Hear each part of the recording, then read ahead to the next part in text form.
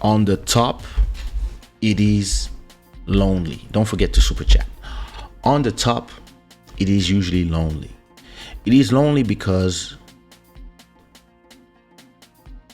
the more money there is, the more resentment there is from, and the more success, the more women, the more fame, the more resentment there is from other people, your other peers who are supposed to be happy for you, right? And for some strange reason, they're not. Not all of them, but there's always some people, they're not happy.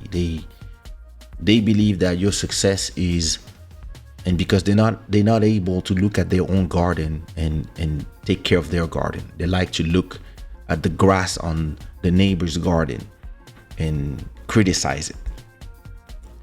And the more you go up, the less you find reliable people. You're gonna have a lot of yes men. You're gonna have a lot of people who are here for interest. You're gonna have a lot of people who are here to see you fall. You're gonna have enemies of the progress. And the more you go, the higher you go, the worse it gets. So the best thing you can do as you go up is take people with you. And you have to take people with you that you can enjoy the success with, knowing that, yeah, listen, there's always going to be 1, 2, 10% of those people that will as we go up, they might just change, or they might start being, I don't know, their head might get big from your success. Like, things happen. This is life. But I really believe that the entourage has to be changed and checked from time to time. Some people, you just need to remove them because they are useless. And when I say they are useless, I'm not talking about the fact that you cannot use them. If somebody is your friend, if somebody is a moral support, if somebody is somebody that you can talk to talk about anything at any time, and they can call you, talk about anything at any time, and you don't need them financially, they don't need you financially, and it's just like those people that you can talk to, those people are useful. But you have some people in your entourage that are useless. Whenever you call them, they talk about negative stuff. Whenever you give them idea, they never forget, they never follow the ideas. Whenever you give them your own ideas about what you want to do for the future, they're gonna have something negative to say because they don't believe in themselves, so they don't believe in you, and they are projecting their own fears on you. Those people are useless. They are actually the enemies of your own progress.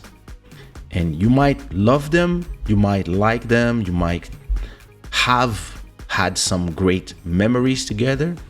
There is a moment when it's time to let them go. There's a moment when it's time. And letting go some people, it doesn't mean that you are in a bad, those things keep coming up. It doesn't mean that you are in a bad blood with them. It just means that the course of your relationship has come to an end. Just like a girlfriend. Sometimes it's over, not because you did something, not because they did something. Sometimes it's just because you guys have nothing to give to each other. And you look at each other and you're like, don't love you anymore, for real. What about you? Don't love you anymore. Do we have kids? We don't? Well, in this case, I'm gonna go this way. I might go this way too. Listen, peace, and friends, let's call each other from time to time. That's how all relationships should end, but they don't because of ego, because of resentment, because people want to have a reason. And sometimes there's no reason. It's just that we grow apart, even as friends. Sometimes you are aligned, and then because life happens, maybe your friends has 2 kids and you don't have kids. So you keep partying, you travel, etc. They cannot do this anymore, and it doesn't mean that you become enemies. It just means that you are just drifting apart, and it's part of life. And it doesn't mean that when you talk to each other, you're not gonna just be the same. You're just gonna be, oh bro, what up, long time, hey, so what's up with you, how are the kids, this, that. You're gonna be like, hey, this happened to me, and you're gonna have this long conversation, and then after that you're not gonna see each other for another 1 month, 2 months, 3 months, a year. To give you an example, back when I was in Paris, I used to be with Elisio all the time. Not only he was signed to my label, but he was also my party guy, and he would come. I don't like to drive, so he'd come pick me up. We would go to the parties together. We would go to shows together, and we would be in the studio together. So we just created this thing. He's the godfather of my daughter. To tell you, like, it's been 20 years that we're friends.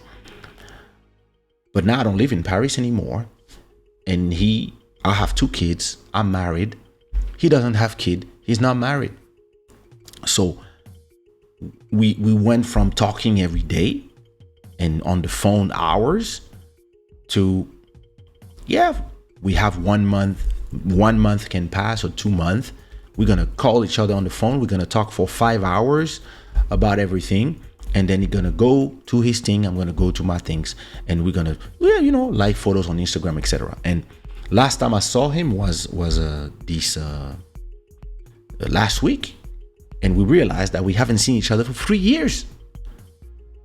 And I was like, yo, bro, it's been 3 years. And where's the photo? I think I have a photo of us. I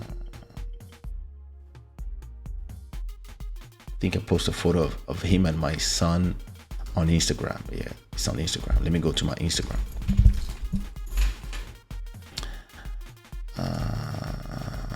Where's my Instagram? There you go. So yeah, look. I posted this picture of, this is what 20 years friendship is. That's him and my son in 2022, and that's him and my son in 2003. And then I post another one of us in 2022 and us on stage in Portugal in 2003 doing our first show. And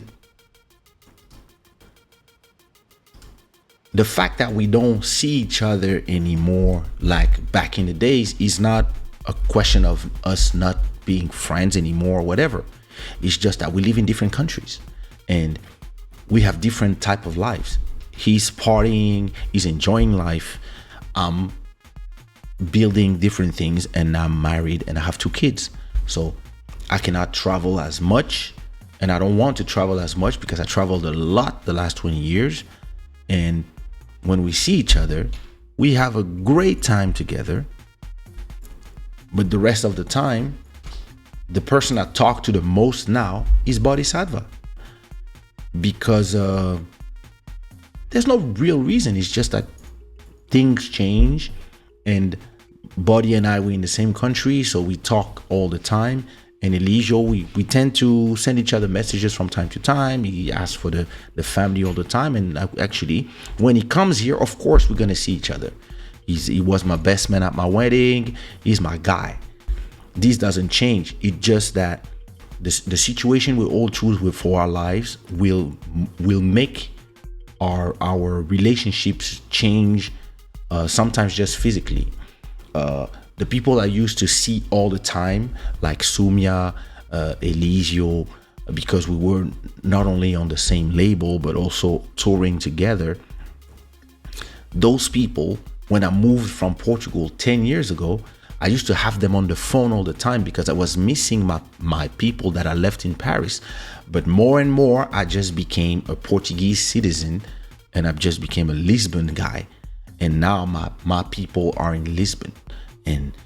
But it doesn't mean that we don't talk. We, like, from time to time, I'm gonna have my monthly conversation with Sumia. We're gonna stay on the phone sometime the whole day, and we're gonna talk about the series we're watching, politics, this, that, music, industry, everything. We're gonna condense, one conversation, and then we're gonna talk about the children, about this, that, and then everybody's gonna move on with their lives, because listen, everybody has their life. This is just life happening. And then from time to time, you all meet somewhere, or you organize a dinner, you do something. You see what I mean? It's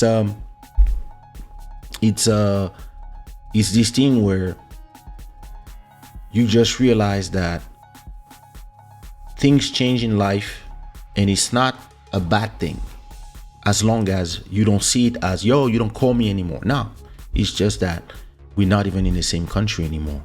So my best friend, sometimes we talk all the time, and usually that's when she's in France. But when she's in Niger, she's busy really having a different life, maybe being with family, etc. So we don't talk as much. We might talk once a week. But when she's in Paris, we talk every day on WhatsApp, at least. Or when I'm walking, when I'm running, we talk. Elisio, same thing. When he was here, we saw each other every day because, we were, we missed each other. But then once he's running, he's changing country every 5 days, or he's going to leave 1 month here, 1 month there. He's busy doing his thing, and it doesn't change how we feel about each other. It's just that we are, the relationships evolve. But that's not really what I want to touch on. I want to touch on the fact that when you have a vision, when you have that vision, of what you want to do, when you want to move up with your people, right? It's something I realized during my ascension, I would say. I really wanted that the people who started with me go up with me as well. It's something that I really wanted. And it was frustrating. You know why? Because let's say you are the one who has the vision. You are the one who has the power. You are the one who has the tools. Everybody's going to expect you to lead the way. So you become a leader naturally. So you're going to start climbing the mountain because you know what you want to do. You're going to know, there's going to be some naysayers. There's going to be some people who are trying to prevent you from getting there. But you're going to go there, and you're going to have your soldiers with you. And then it's interesting because as you arrive to certain levels, you start seeing the difference between the soldiers and the people who are just chilling on your back and waiting for you to do all the work. To give you an example, as I'm talking about Elisio, in 2003, 2002, 2003, I tell Elisio, Portugal is the next place. I said, listen, I tell him, Kizomba is going to be bigger than Zouk. Afro house, Afro beats, as they called it at that time here. I was like, listen, the way people are in the club, the way people are open to music here, this is the next place, and this is where we have to make it happen. So at that time, we start going to the club called Luanda. At that time, I think I already signed Looney Johnson, who was DJ at Luanda. And we book a house here for 2 weeks so we can start bringing CDs, bags of CDs. So we come with my partner, Harold, and we start bringing bags of CDs, like 1,000 CDs, and sell them to the stores directly, sell them to the people directly. So we booked we rent a house in Almada. It was actually my ex-girlfriend's parents that had that house. So we rented it for 2 weeks, I think. And as I was busy dealing with the business, Eligio, as a good soldier, was busy finding us shows to do. So we didn't know, I mean, we didn't have like the power we have today in this country and the names, but he knows how to do this. You come with him somewhere, he's gonna be the one who has no problem talking to, making things happen. And then he would be like, yo bro, tonight we have a show in this club. Yo, what? Yeah, okay. I would be like, oh, let's go. And so those times I realized that Eligio was a real soldier. Let me show you. 2003, Portugal. Let me see if I have some pictures from those moments. I don't. What? Wait, I thought I had. Oh wait, not here. So those are the times that I'm talking about.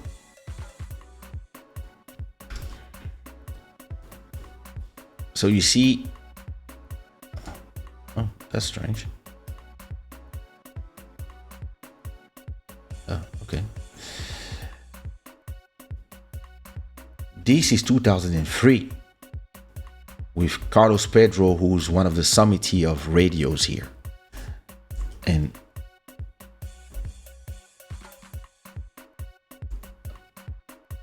this is us chilling. Yeah. This is us chilling in Portugal in 2003. Don't ask me. With drug dealers and stuff. Oh, that's not in Portugal. I think I have more photos from Portugal. This is the first promoter, Rodrigo, and this is the head of security today at Club Docks.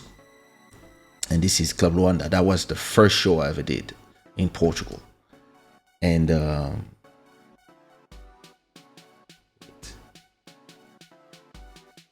so every time we went in those places, this is us in Cape Verde performing for 70,000 people. I don't know if you have more photos of those times. Let me see. This is me and Looney in 2003. This is me and Eligio in the subway with, I don't know who's that person, but I guess we were rolling. We were rolling. This is us in Amsterdam with Eligio as well. Well, listen, what I'm trying to tell you is that at a point, you know who are the soldiers. You know who are you were the architect of the mountain, of the pyramid you are trying to build, and then you have people who are the soldiers, the ones who they know what they have to do. They're gonna find you the places to perform. They're gonna find you the places that I want to sell to buy records. They're gonna meet the people, and you can focus on the business. So you need those soldiers, Looney, Eligio, Beleza. Those are the soldiers. And then you have other people. They're not interested in your vision. They're interested in what they can do inside, and they have their own road and their own ambitions, but they work with you. So, and it's fine as well. because not everybody has to work for your vision. Other people have their own vision as well. Another point, even the soldiers. So Eliseo right now, for example, he's working on his own stuff, and it's good. And this is how you build. This is how you build. You build not alone. You build with different people. You're gonna have the beat makers. You have to have the singers, and then you can centralize and have the vision for everybody, and try to see if your vision connects with the visions of others, and maybe some people, they're gonna ride a little bit and then they're gonna continue. But as we arrive to 2008, 2007, it started becoming more and more frustrating to build in the industry, because most people were not aligned with the vision. And most people, I love to say, if you can count to 500, don't walk with people who can only count until 25. Because once you arrive to 25, they're done.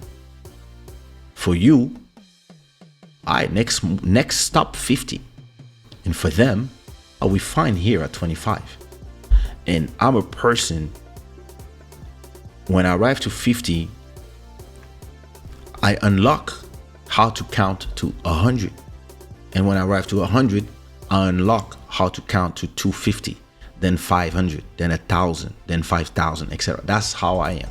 That's ambition. That's the desire to not settle for wherever you arrive. That's when you arrive to a level, you beat the boss, you consolidate that level, and then next time you play the game, you start at level 2 now, because level 1 is done.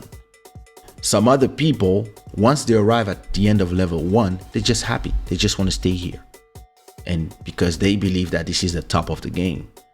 I'm a person that when I see the top of the game, I know that after that game, there's another game on top, and there's another game, and it never's finished. So listen, even if I was a multimillionaire, my goal would be, it's not a question of money, but my goals would be how I use those millions to unlock the different things. How I can go, instead of playing in a movie, how I can produce a movie. If producing a movie costs 20 million, then having 5 million is not worth anything anymore. You see what I mean? Yeah, listen, if you just want to make beats and sing, when you have 5 million in the bank, that's amazing. You can live forever with that. You're fine. Use your 5 million. Normally, either you buy a house and then you buy a house for $1 million, the best house you can, and then you have 4 million to spend. Normally you chill. If you're not crazy, you're good. And even if you don't want to buy a house and you want to live like a nomad, with 5 million, you can live in a different place and pay 1,000 per month in all the cities you want, and buy the time to be able to. So let's say if you have 5 million, so 5 million in the bank, and it costs you per month 1,000. So you need 5,000 a month to be done. So 5,000 a month, that's 138 years to finish all your money if you just pay your rent with your 5 million. So I guess you're fine, right? But if you want to finance a movie that costs 30 million, or if you want to invest in a company or something because you're ambitious and you want to go to the next level, then your 5 million are worth nothing, because you need 20 million now. So if you risk your 20 million on that level and the movie doesn't generate the 30 million that you wanted, now you're back to zero. So this is ambition for you. Somebody that is not ambitious will listen, once they get 200,000, they're done. They're happy. And I have nothing against that. But I just have different ambitions. Because for me, every time I arrive somewhere, it unlocks the next thing. Now, I started realizing on my ascension that I had soldiers, but I got a lot of people who were just busy listening and not doing anything, not being soldiers, not being when you have my mind, it's great to have another person who have that kind of mind too, so you can connect, confront ideas, and maybe think better together. But I started realizing that a lot of people were just waiting for me to do the things, and then they would just jump on my back and wait for me to be on top, and just act as if they work to arrive there when you do all the work. And this is incredibly frustrating, because once they're up there, they act as if they did the work. They act as if, yeah, they deserve to be here. And they don't even know how they got there, meaning that they would not be able to get there again if they had to. And you know what?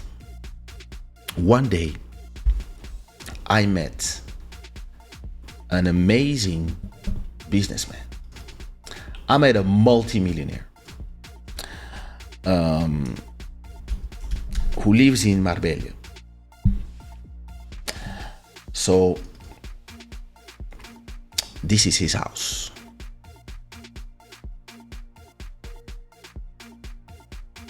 I went to his house. That's his house.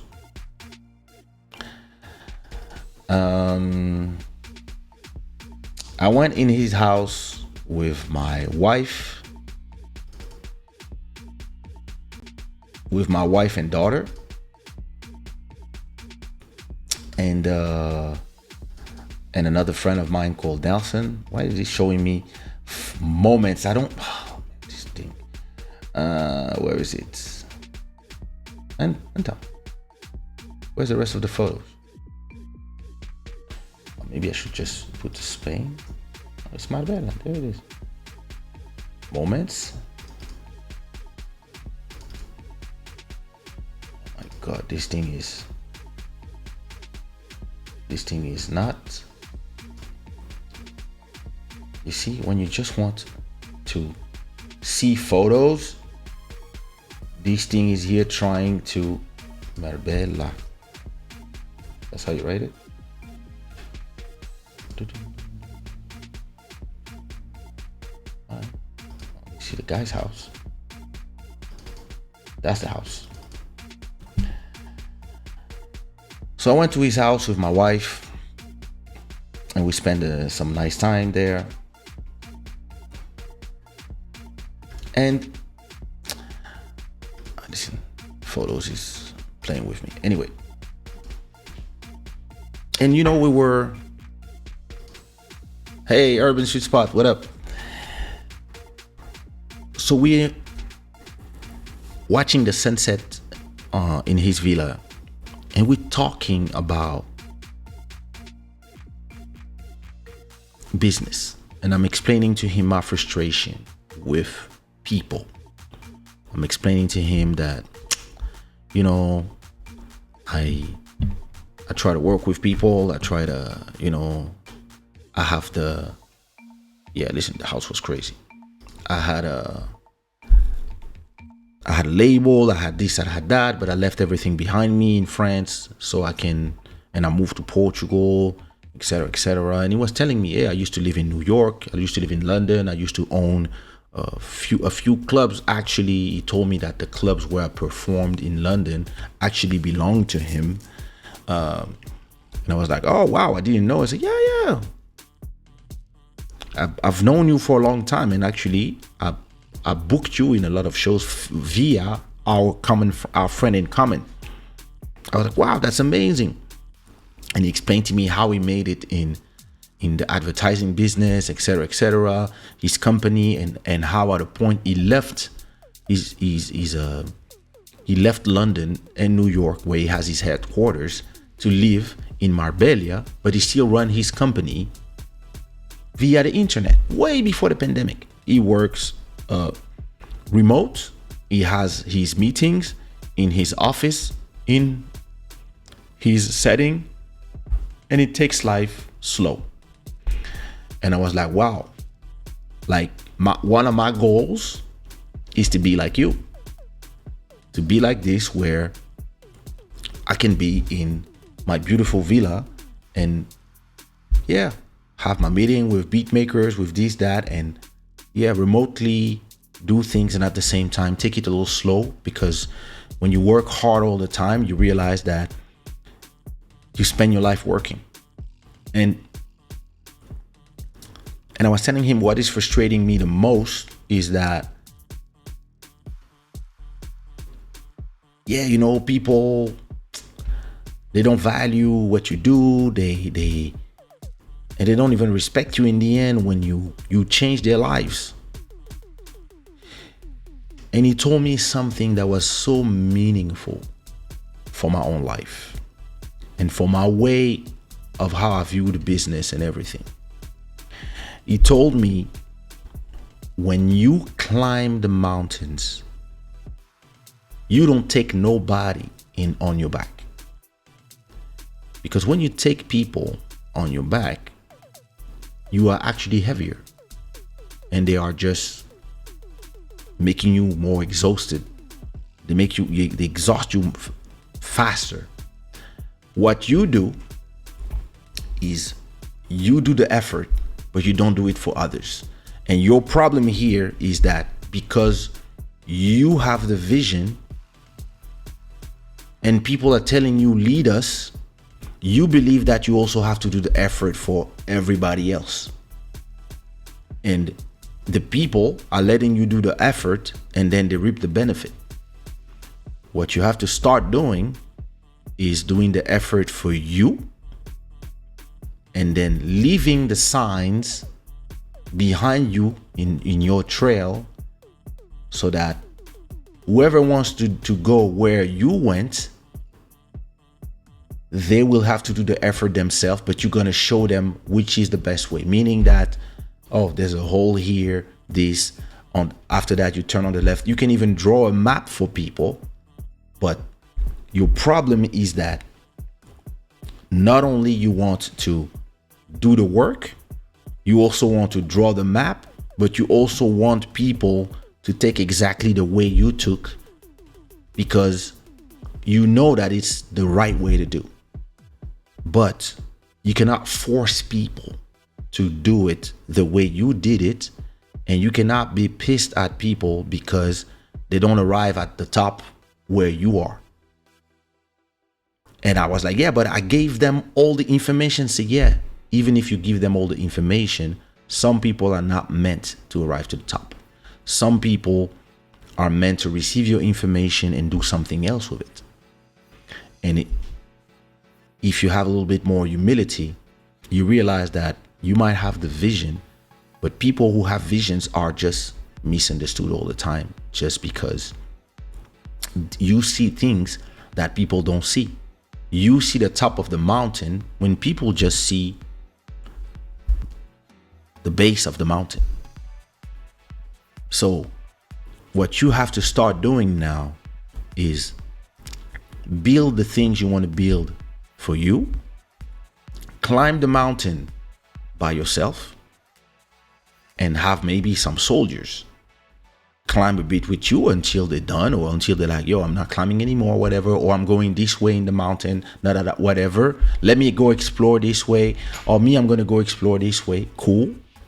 And you continue to where you wanted to go. And when you arrive there, you can document how you arrived there, and you can give the information to those who deserve it. Or you can give those information to everyone if you want. And then if nobody used that information the way you intended, this is not you to decide. But all you know is you arrived there, and now you know the way. And if somebody tells you, I wish I could go to the top of that mountain, you show them how it's done. So that, because if you take the people on your, and you're like, oh yeah, I know how to go. Come, climb on my back. And now you show them, you're happy to show them, and then you drop them at the top. They don't do the effort. Because they don't do the effort, they don't respect the effort, because they didn't work for it. You work for it. You thought about it. You remember how to do it. You do the effort. The people who don't do the effort, they don't respect the result. They just think that, yeah. So after that conversation, my whole mind just changed. My whole, and a lot of the frustration I built in France, when I moved to Paris, I took them with, and when I moved to Lisbon, I took them with me. But after that conversation, I realized that I'm not responsible for other people. I'm not responsible for their decisions. I'm not responsible for them taking the wrong decisions. So there's no reason to be frustrated about that. And I started giving people the game and letting them do what they want with the game, which brought me 10 years later to this show, where I'm giving people my opinions without ever thinking that my opinion is the opinion. It's just my opinion. I'm giving people my vision to how to navigate without ever thinking that this is the vision. I'm showing people the road. I'm giving people my experience so that it inspires people. But never I'm working for, I'm not going to do the effort for you. I'm not going to, you want to build give you a great life example. My wife just started a new business. Let me show you. What is her new business name? That's the name of her grandmother. So,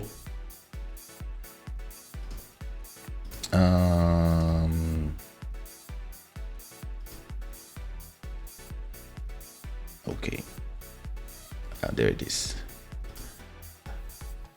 So my wife's new business, where is it? There it is. She now does, so she learned, and she just started Ajawa Beauty, which is the name of her grandma. And she does lashes. That's her little sister here.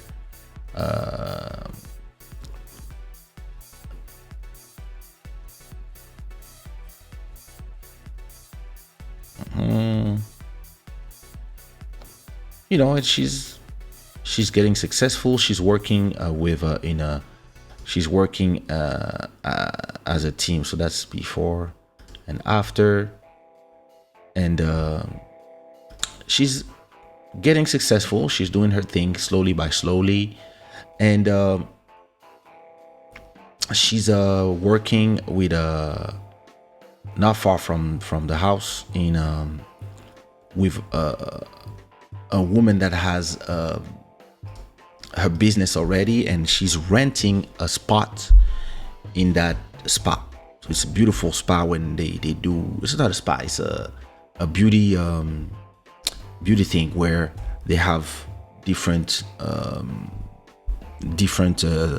posts like massage, this face, etc, etc.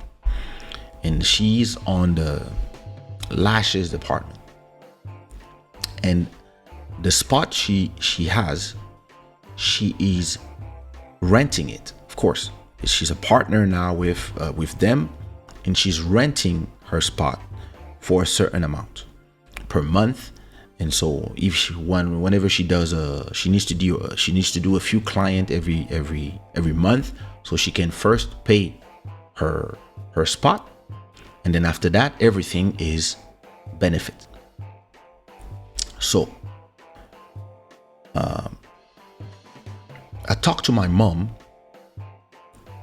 and I explained to my mom. So my mom is asking me, is she independent, or does she do this? When is she opening her own salon? And I was like, Mom, she has to go step by step. For now, she's renting a room. In first of all, it's not that woman doesn't take a lot of people. She only take top people. So it's already a victory that she's on that level with working with that person, and that person taught her how to do, and she's still learning, but that person is already offering her a spot in this limited space, because it's not like there's a thousand of girls working there. It's like there's probably I went to dinner with them, I think they are like 12 women plus the husband of the owner. So my mom asked me, oh, but how much does she pay per month to be there? And I tell her how much my wife is paying, and my mom tells me, oh, come on, be a good husband, pay her a whole year of, you got money, pay her a whole rent of on the spot, so she can just focus on making her money. And it's nothing for you.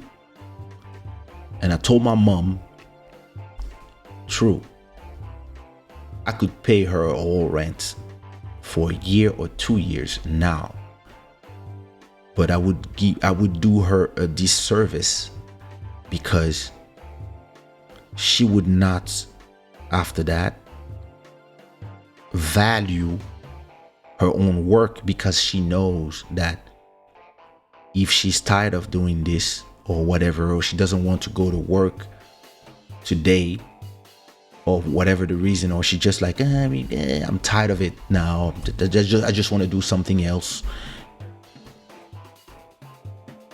it's my money. So she doesn't care, she doesn't have a rent to pay, she doesn't have food to pay, whatever, I'm here. And she will not value the effort of her own thing, and she will not even be proud of her own achievements if everything is under control by me. And my mom was like, yeah, I see what you mean. And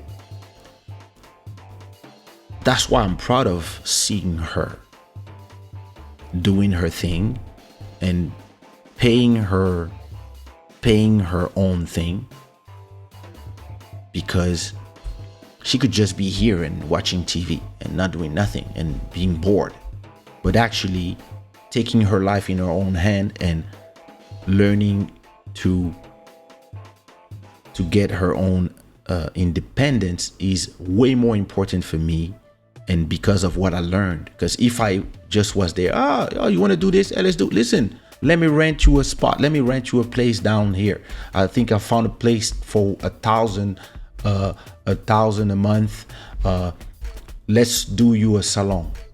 What would happen is she would start, maybe it would not work, maybe it would frustrate her, and then she would stop because she didn't invest that money herself. And what I learned from that conversation about the mountain with that man is that you have to let people do their own experience and invest their time and effort and be more